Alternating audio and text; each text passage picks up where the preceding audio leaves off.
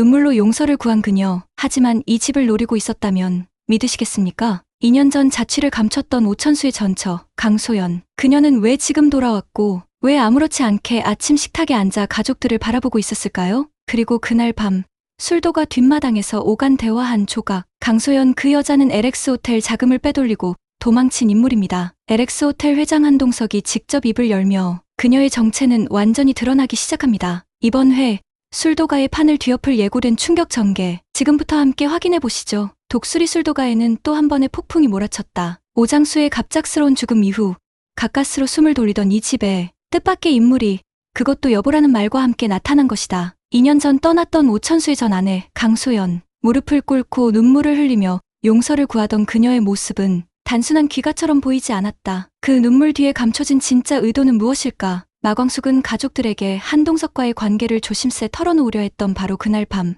강소연이 술도가의 문을 열고 들어섰다. 그건 마치 누군가의 계획처럼 절묘한 타이밍이었다. 그녀의 등장은 해피엔딩으로 향하던 흐름을 순식간에 뒤엎어버렸다. 다음 날 아침, 술도가의 식탁 위에는 묘한 정적이 흐른다. 누구 하나 먼저 입을 열지 못한 채 어색한 침묵이 감돌던 순간, 강소연이 가장 자연스럽게 수저를 들고 앉는다. 마치 이 집을 떠난 적 없다는 듯, 아무 일도 없었다는 듯한 표정으로. 그 모습은 사람을 아연실색하게 만들었다. 전날의 눈물은 어디로 갔는가? 그녀는 정말 후회를 하고 있는 것일까? 아니면 이 집에 다시 들어오기 위한 연극을 마친 걸까? 결국 마광숙이 먼저 입을 열었다. 조용히, 그러나 단단한 어조로 말했다. 어떻게 이 집에 다시 들어올 생각을 하셨어요? 이 한마디는 단순한 따짐이 아니라 남편 없이도 꿋꿋이 지켜낸 이 집과 가족에 대한 자부심이자 가족으로부터 단절된 한 사람에게 보내는 경고였다. 하지만 강소연은 거침이 없었다. 형님, 그땐 제가 어렸어요. 영주 때문에라도. 그 말에 마광숙의 표정이 굳는다. 형님이라는 단어, 그녀는 결코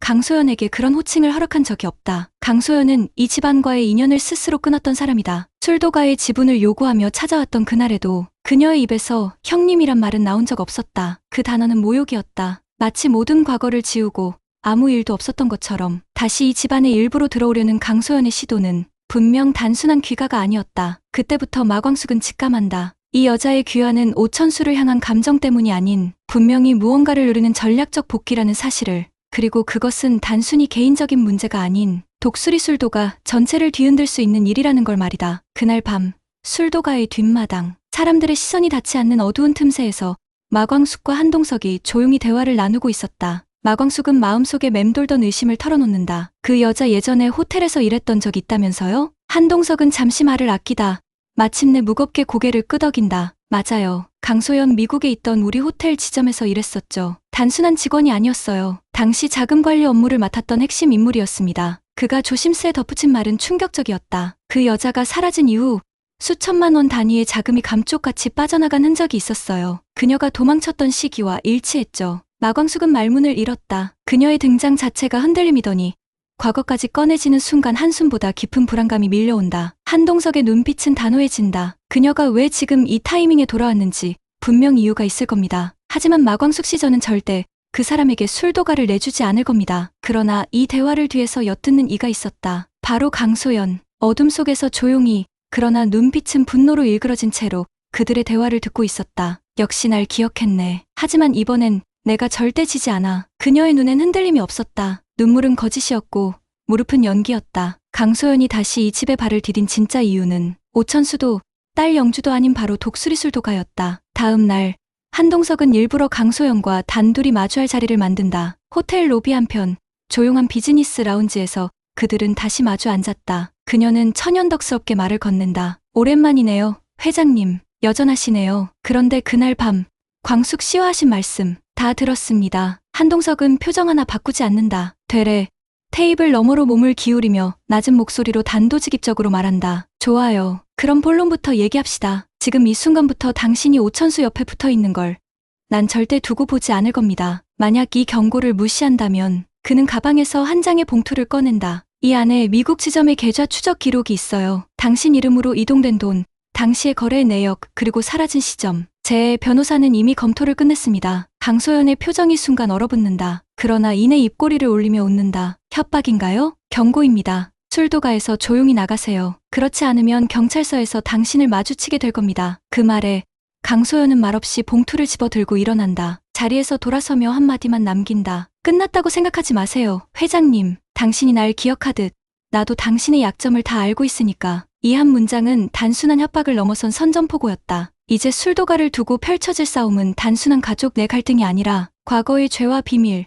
복수와 거래가 얽힌 거대한 전쟁의 서막이었다. 그리고 가장 큰 변수는 오천수였다. 여전히 흔들리고 있는 그의 마음, 영주를 위한 책임감인지 혹은 과거의 미련인지 그는 강소연을 단호히 거절하지 못한 채 갈등 속에서 점점 무너지고 있었다. 이를 지켜보는 마광숙의 마음도 복잡해진다. 그녀는 술도가에 지켜야 할 유산이자 중심이고 싶었지만 자꾸만 가족은 무너지고 그 틈을 비집고 들어오는 사람이 너무 많았다. 술도가를 둘러싼 공기는 점점 더 무거워지고 있었다. 강소연은 집 안 구석구석을 둘러보며 익숙하다는 듯 행동했고 마치 자신의 공간으로 되찾으려는 기세로 물건을 정리하고 심지어 공주실의 눈치까지 슬쩍 보았다. 그녀의 이런 태도는 묵묵히 참아오던 마광숙의 인내심을 서서히 깎아내리고 있었다. 한편 오천수는 점점 더 혼란스러워지고 있었다. 강소연이 보여준 딸 영주의 사진들, 아이가 그리워한다는 목소리, 그리고 홀로 아이를 키우며 힘들었다는 말들 속에 묘하게 진심이 섞여 있었다. 그는 술도가 뒷마당에서 홀로 담배를 피우며 말없이 하늘을 올려다봤다. 과거의 분노는 사라졌지만 미래에 대한 확신도 없었다. 그런 천수를 뒤에서 바라보는 마광숙의 눈빛에는 실망과 안타까움이 함께 얹혀 있었다. 그날 밤 마광숙은 결심했다. 더 이상 이 흐름을 방관하지 않겠다고. 그녀는 한동석과 다시 만나 당신이 나 대신 정리해주길 바랐던 건 내 잘못이에요. 이제부터는 내가 직접 이 집을 지킬 겁니다. 라고 말하며 단호한 태도를 보였다. 그리고 며칠 후 독수리 술도가에 낯선 손님이 찾아왔다. 검정 양복 차림의 두 남자. 그들은 강소연의 이름을 확인하더니 이내 차분하지만 단호한 말투로 전했다. 미국 호텔 관련 금융범죄 혐의로 본인에 대한 조사가 필요합니다. 동행해 주시죠. 순간 집안은 얼어붙었다. 강소연은 눈을 치켜뜨며 한동석을 노려봤지만 이내 억지로 미소를 지으며 말했다. 무슨 오해가 있는 것 같은데요.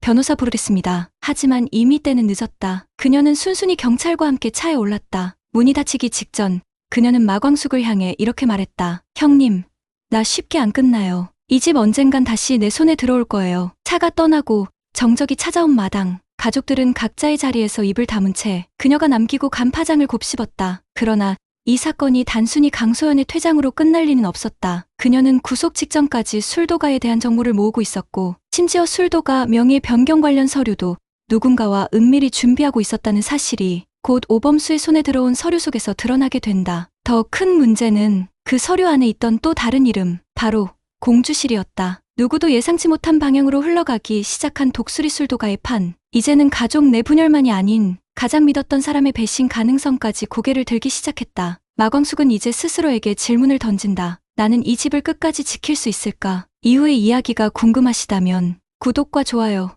잊지 마세요. 여러분의 댓글 하나하나가 더 깊은 분석으로 이어집니다. 지금까지 여기드라마였습니다. 감사합니다.